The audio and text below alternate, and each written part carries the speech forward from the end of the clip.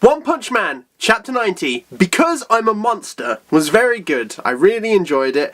It was funny, and oh my lord, that ending. So the chapter starts off with King lying down on the ground. Actually, no, it doesn't. It starts off with Garo going into the Monster Association, and he's there overnight, as we learn basically from the time skip. Basically, he goes in the middle of the night, and Gyorogoro senses someone. And this kind of, I suppose, it's more a hint towards what Gyorogoro can do, because we don't know the extent of his abilities, but he can at least sense people within a radius. And he can't sense exactly what it is, so it's not as if like he can sense a specific life energy from him, so it's not like, oh, that was Garo, so Garo's come back. He's like, it's a life form, he can't tell if it's a hero, like, he assesses it quite well. It's like, well, it wouldn't be a Hero Association spy, because it's too soon to the conflict and it'd be too much of a risk, and it wouldn't be anything else like that, so just see what it is. And he couldn't tell if it was a monster. Maybe it was to do with Garo's transformation, because he couldn't tell if it was a human or a monster, and maybe that's partially it. And I suppose we could see, when the other heroes, it's a bit difficult, because when the Hero Association invade the Monster Association, it's going to be pretty clear that they are heroes. But I imagine, because obviously Saitama's going to be keep to one side till the very end, so if Saitama ends up rolling in, and once again Kurogo's like, oh, we don't know what this is, it could be another hero, it could be another monster, we don't know. But maybe he's having so much trouble telling what it is, because Garo is getting to that borderline between human and monster that he's teetering on quite a bit here. They basically send these nocturnal enemies, foot soldiers, to go after Garo, and then we don't see, it just cuts to the next day, but we're not idiots, we know how it was going to go before any of that happened. And King wakes up the next day, and Saitama's trying to get him out of his house, like, oh good, I thought you were dead. I was like, I can't tell if you're serious or not, Saitama. If you thought he was dead, and you let him in your house, just lie there, it's not the best. And then this is where we kind of see the good, like, the relationship between King and Saitama, and I only say this because, compared to everyone else in the Saitama group, really, King's the only one who actually kind of listens and cares a bit about Saitama. I know, and I say that, obviously, when you got people like Bang, who like, look up to him as a master, and so does Genos, and obviously people look up to him, but King also recognises he's a human too, and he's not always like this idolised form that everyone's given him. So when, of course, he's like, "Can you get out?" And first thing King does is he apologises, like, "I'm sorry, man. I didn't mean to take up your space like this for all night." And then because he actually apologises for staying there in comparison to everyone else, but Saitama's like, "Get out!" and they're like. And they just keep ignoring what he's saying. It's just a good representation of their relationship that I quite liked. And, you know, and Saitama hears it where he's like, it's fine, man, just take the rubbish out for me and then we'll get on it. Then it's not a problem. It's recyclables today, so just get that sorted for me. And I just thought that was quite a nice bit. Like, they actually have some form of a friendship. Like, the only other person I think Saitama's formed any sort of friendship with is Moomin Rider. And it was only a little bit, but that was more out of, like, you know, thank you for saving me, and, like, I see you as another hero kind of thing. Not really with Genos. Like, obviously they live together, and he gets on okay with him, but there are times he's like, sometimes I just wish he'd go away. Because Genos has gone off for repairs. I don't think he'll get another upgrade before the fight, because he's pretty powerful as he is at this point, and he doesn't need another upgrade, but he might do because Elder Centipede's shell's pretty much been taken apart. Unless, of course, he could get an upgrade, he might not, and everyone else has gone home and gone their separate ways. As King takes his rubbish out, he makes a note of like how quiet it is because of Saitama, and believe it or not, the joke isn't lost on me, where he goes like, obviously, oh well, it's like if there's a mice-infested house, you send the cat and all the mice go away, but sometimes the mice are still all there, they're just hiding in the attic, and he goes, how creepy would it be if there were all the monsters underground or something? Ugh, that would be disgusting, as he walks right past the entrance Garo went in. So we learn from that Saitama lives literally down the street from the Monster Association. I mean, this is what it's all going to come down to. So, King, I think that's foreshadowing. Basically, I think no. I think Saitama is going to go out all day looking out for Garo again. I think he's going to spend another day doing that. But he's going to look everywhere except for in his hometown. I think he's just going to miss it when the invasion starts. He's going to come back at the end of the day, and obviously, there's going to be heroes about anyway. He's going, well, what's going on? Monster's there, and he's going to go boom, boom, bap, and then he's going to join in the fight too. I think that's the best way of them getting Saitama back to the place, because with Saitama, it's the best way of getting Saitama with the Monster Association, because now we know that he literally just lives down the road. However, my main question from this is actually, so the Monster Association are after strong heroes and went around recruiting, no, not heroes, strong monsters, or strong people they think could turn into heroes. And there was already rumours in Zed City about a monster who was so powerful that he attacked other monsters. And there was the monsters knew about the Monster Association, but they also knew about this monster, who of course we know is Saitama. I wonder if, or I doubt it, like what made the Monster Association not go after this monster? Like this monster that was in the same area. Do you think there might have been some interaction between them? Maybe there was and we haven't seen it, or maybe they were like, we shouldn't mess with that one, he's too wild, and like maybe they were like, he's too much of a wild card, we can't risk it, we'll wait till we take over, then we'll deal with all the unruly monsters like that. Maybe it's something along those lines. And then King's obviously on his way back, and the world's continuing normally, and he respects it quite a bit, actually. I thought that was nice, like, well, everyone's just carrying on with work. I think that's a great thing to do. Because I hope, it wasn't really noted, but it might have been interesting to see if people like that, because he's recognised as the strongest man in the world. Sure, he's got his hat on and he's a bit more difficult to recognise, but he still has his distinct scars down the side of his eye. You know, and maybe him just being around doing his normal thing actually inspired people a little too. Because obviously recognised the strongest man in the world, if he's like, it's a normal day, maybe other people are like, well, maybe I can live my normal day in peace, because the strongest man in the world isn't exactly worried about everything that's going on. Maybe it was something along those lines. I think probably not. It might be, maybe I'm looking too much into it.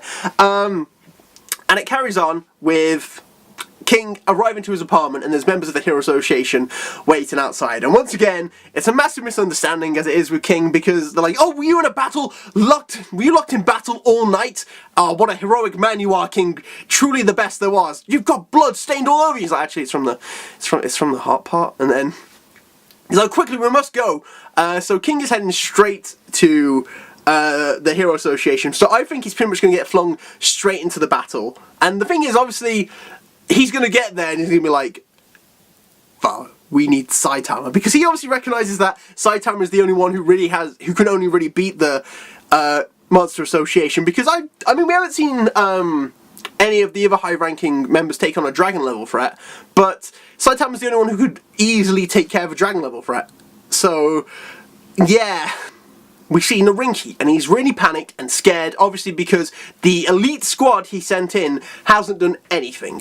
Like, they haven't reported back to him, and he's nervous and he's scared for his son. And it's a different side to Narinki we see, really. I mean, obviously we know he's a dad, but like this worried father look to him, because obviously he loves his son and he wants him safe, and he wants him back. And Second Girl comes in and he starts speaking to him. He's like, no, we with 100% certainty can get back your son. It'll be fine. We'll get the job sorted, which is the best thing to do in that situation. And then when when Narinki is like, not even S-Class Hero Metalbat could defeat the monsters, and then he's like, oh, do anything for you. Give me your fortune. Like not give me your fortune. He's like, words. He goes, I'll give you all the money I have. Just please save my son. And Second Girl gives him this look, and I wonder if, because I've seen how the Hero Association interacts with people in these, especially in the side stories where they like to manipulate and get money off people because obviously they're an organisation that needs funding. I wonder if, like, the S-Class heroes didn't show up when they did, if it would have been any different, that interaction. Like, if he would have gone, okay, what if he lied or something? He went, okay, so honestly there wasn't much of a chance, but if you give us a bit more money, we could put a bit more into this rescue, and then we can save him. I wonder if there's something like that, if that might have happened. It's just, I don't know, I think it's just because the reputation of the Hero Association. Obviously this is a big what if because it didn't happen. I don't know, there's good people and there's bad people. And I want to say Second Girl's trying to do the right thing, but we need to see, is the thing. So then, before that can even go on, we get someone bursts in and is like, oh, don't bother with that, and then they have, like, everyone has their little moment, and we see all the S-Class heroes who are going to show up, and that panel of them all together was amazing, because it's just kind of like, whoa, it's been ages. The last time we saw the S-Class heroes together was, obviously, when the God Prophecy was being talked about, and then after that, like, we haven't really had the pose of them all together properly, and it was just really cool, and they all had their little viewpoints, and, you know, it started with Flashy Flash making a good point, and, Super Alloy making a backup point, which was really good too. Well, they all had their good points, really. So, like, obviously he was talking about, you know, people who are lured in by the...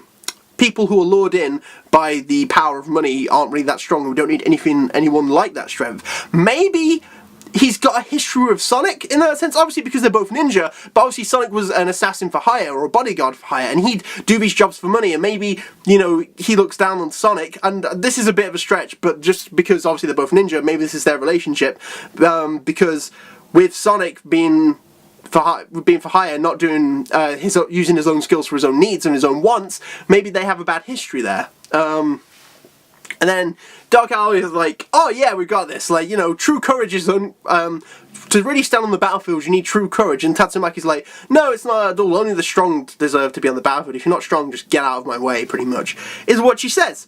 And they're both right in their way. Like, you do need, obviously strength is something you need, obviously, to last on the battlefield, but courage also too. And then they all, like, have their little moments, like, you know, Child Emperor's like, oh, well, we've honed it in, we'll get there as soon as we can. In any case, the lineup is really cool, and and we get a little briefing with the S-Class heroes too. Gonna stop that there.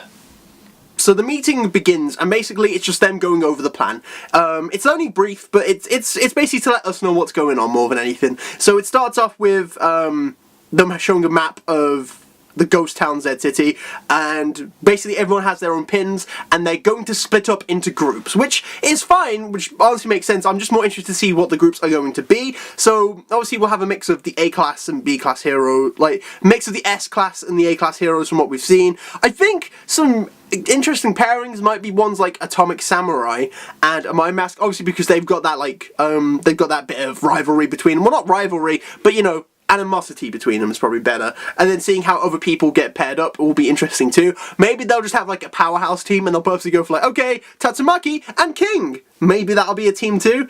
I think something along those lines makes a lot of sense.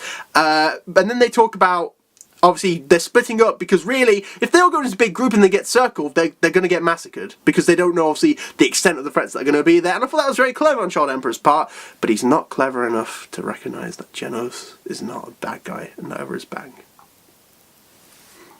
I get it, I've talked to some of you about it, but still. Doesn't mean I'm not annoyed by it, I'll tell you that. And they talk about, basically, the whole point of the other heroes who are there for support is, in case there's any monsters that try to escape, they can take them down. And they say they're confident enough to take on anyone who's Tiger level, or below pretty much, which is multiples of A, B, and C class, which sounds wrong to me already, because the thing is, it's like we say, like, quantity doesn't match quality, and unfortunately that's how it's got to be, because you can't send in, like, the top ranks of C-class hero, and considering there's people like Moonman Rider who's out of it, like, obviously we don't know, maybe the rest of the Tank Top Army can show up there too, but, you know, it just makes sense, instead of doing that, just send quite a few A-class heroes to sort it out. I get it, obviously you need them on patrol in case there's any other things that happen, but still, the A-class heroes are really needed in situations like this to be the backup for the backup for the S-class and the top-ranking B-classes. Speaking of top-ranking B-classes, they talk about Fubuki. She comes up in the meeting and she says she's, like, you know, they've already invited her and she's on her way there, and it's a nice moment, honestly, with Tatsumaki, where she's like, I'm not letting you send my sister into this battle. I'm more than enough. Like, you're not harming my sister in this. I will do it. Have you got that? And, like, even before they can question it, it's like, have you got that? And second I was like, sure, Fubuki will be knocked off the list. I think she'll show up anyway, because I think that she'll take that as, I think she'll arrive at the Hero Association, said your sister didn't want you doing this, and then she'll have rebellion to her sister. She'll be like, no, I'm going to do this anyway, and she'll participate in the fight, especially with all the little fights she's had before, and then the potential rematch against her and Super S.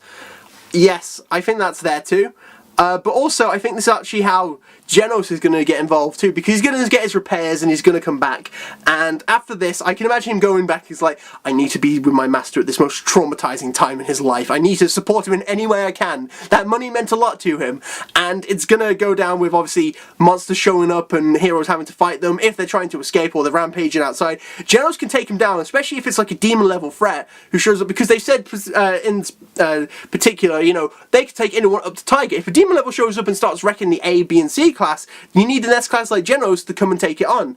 And I think that's when he's going to be like, Master, I need to go do this to grow stronger, to prove to my master I can handle myself, and something along those lines too.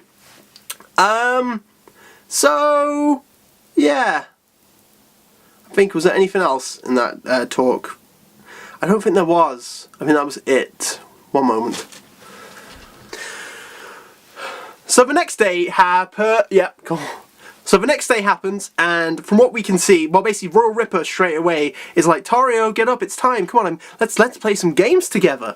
And Wagon was like, whoa, it's my turn to go out, not, like, you know, he's like, why is it just him? And then Tario's like, oh no. Then it's like, not, he isn't like, oh no, what a shame, I'm having to go play games. I killed. And it's just amazing how quickly Wagoma goes from like, oh no, what are you doing, to, oh, bye, and shoves him off to be sacrificed. And I don't know, obviously we don't know how many people do that, but like, I suppose it's the difference between a normal person and a hero. Like, a heroic person would be like, well, hang on, no, don't take him, or try and come up with some kind of excuse to try and buy time at the very least. And I think it was just, words. So something I would have liked, there's two things I would have liked a bit more of an extension on. The first of it, I'll talk about the second one and get to it, is the relationship between Wagoma and Tario. Sure, it's very short, and I do appreciate that they're trying to push the story forward. I did like that a lot, but at the same time, I would have really liked it if they just extended it a little more, like, even if it was just, like, by a few more hours, and just gave him, like, quite a bad relationship, like, Wagoma purposely, like, kind of, like, using, abusing Tario, in that kind of sense. I think that would be interesting to me, at the very least. But as they go their separate ways, Royal Ripper really just nails into Tario's head that, you know, no one knows you're here, no one's coming to save you, and you're all alone. No one will help you. That kind of thing. And it's quite dark in its sense, but I think it was also, I suppose it really just helps that, you know, it really foreshadows someone was going to save him, because what they like to do in One Punch Man is, or it tends to be at the point of, like, the lowest a person can get, their hero arrives. So I think back to Suiryu back in the Super Fight arc, where he was full of confidence, and how he slowly changed his opinion over heroes through the event, obviously through Saitama, but also through Snek and Lightning Max. And then eventually turned to him, like, crying in tears, just like begging for someone to save him. And then at that point the hero arrives. And it's the same with this one, but we also see the carnage of Garo. And something I do like, now I always am interested to see the new monster designs, and, you know, I always do like the dragons and the demon classes, because they always look they tend to look really cool and amazing. But there are the occasional, I do miss seeing, like, the wolf and tiger ones, because some of them are ridiculous. My favourite monster design in the longest time. Like, I get it, the others look cool, and I'm sure I'll like the others' designs for the monster executives, but that monster that was literally just a shower head. Yes, I love it. It was like, it's like the Three Hooks Hedgehog. I can't remember his name. Pincushion, I think it was. Like, you know, just like such a silly little design, but it's just funny. But then they talk about the carnage of the Invader, who easily defeated those monsters. From what we can see, there's blood everywhere, like there's bodies lying around, and they go, well, that must have been a real monster to do that. And once again, this whole chapter does a really good job of, like, balancing Garo's hero, not his hero, his human and monster side, because that, when, like, obviously Royal Ripper, and they start talking about Royal Ripper a bit, and, you know, how he's a bit of a psycho. Oh, and they also do mention the fact that, you know, there are monsters, there's quite a few monsters out there who do not like the Monster Association. So probably a lot of monsters feel like they need to run wild and run free.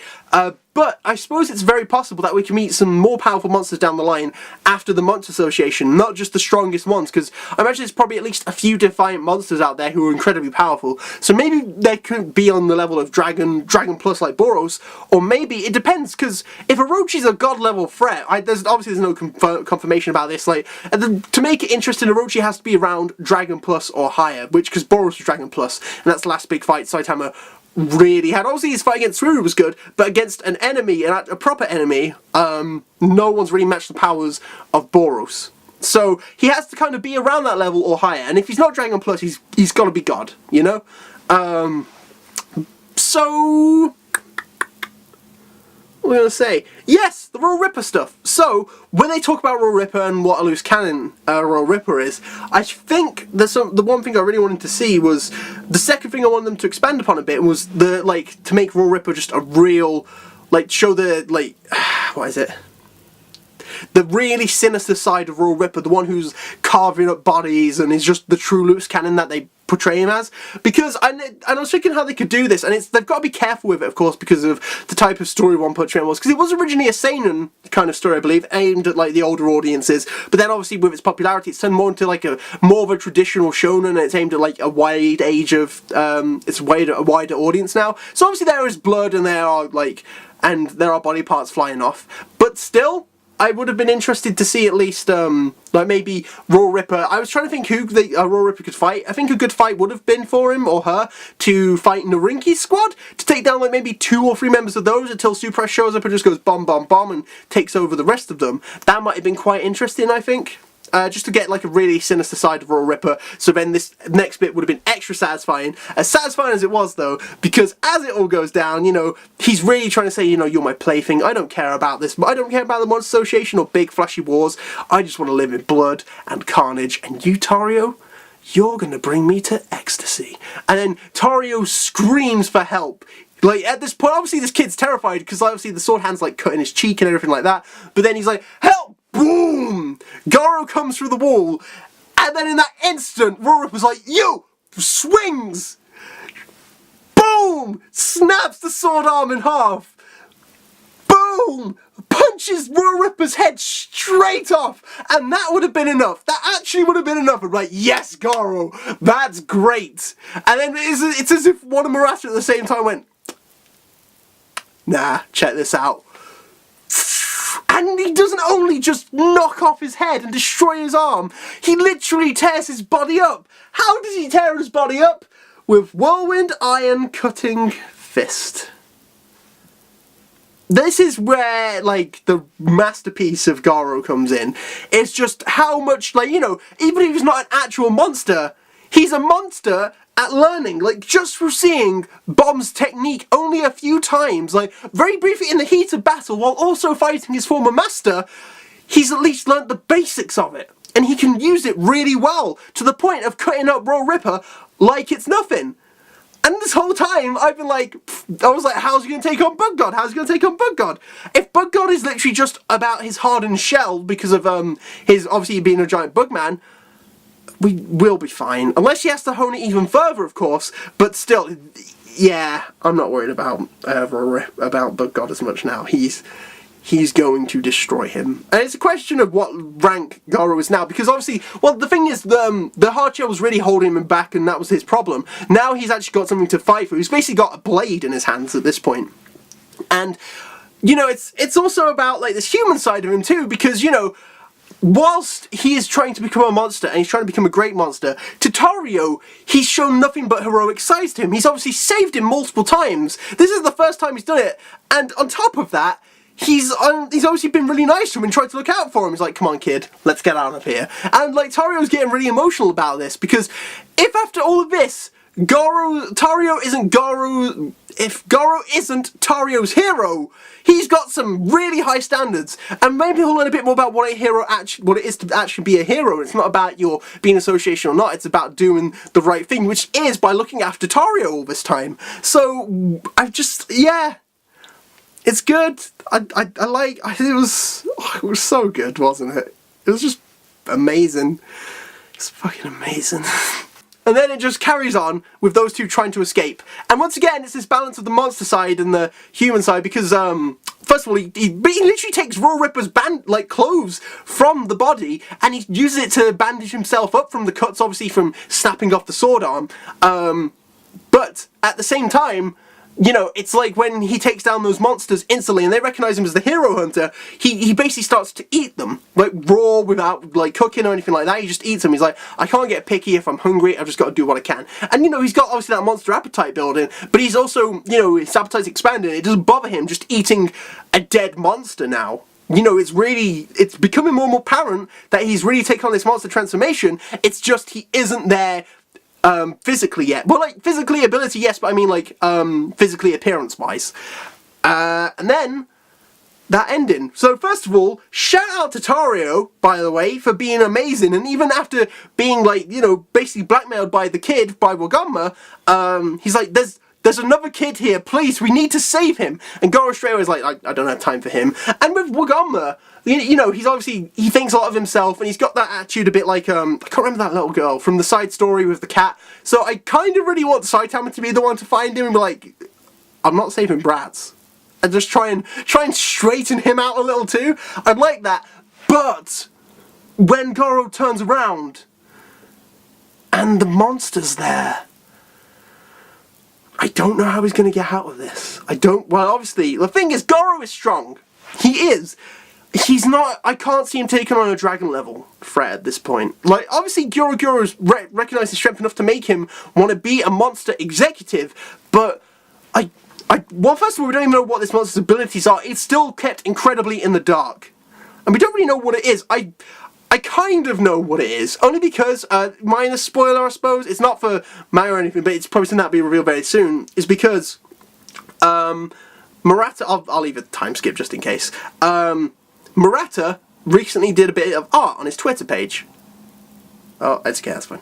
Yeah, Murata recently did a bit of art on his Twitter page, and it was a Cerberus, but he used characters that he had already drawn.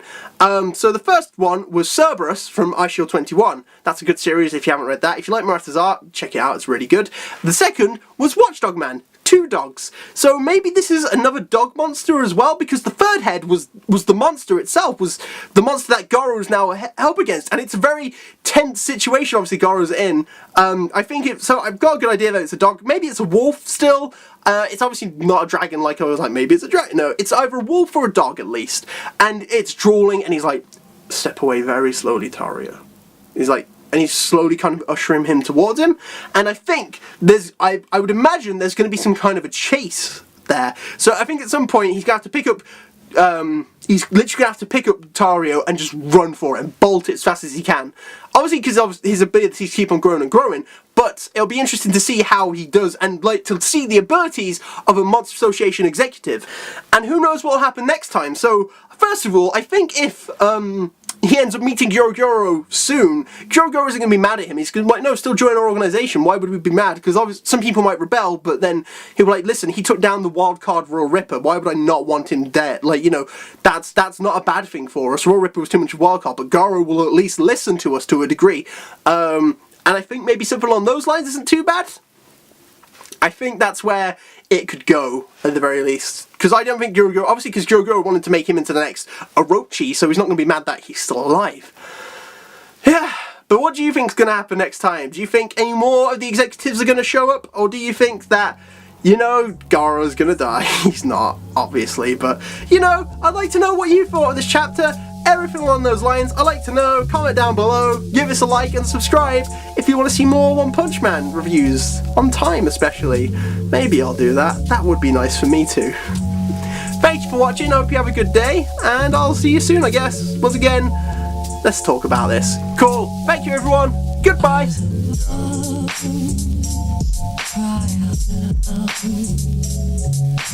Soft, tender touch of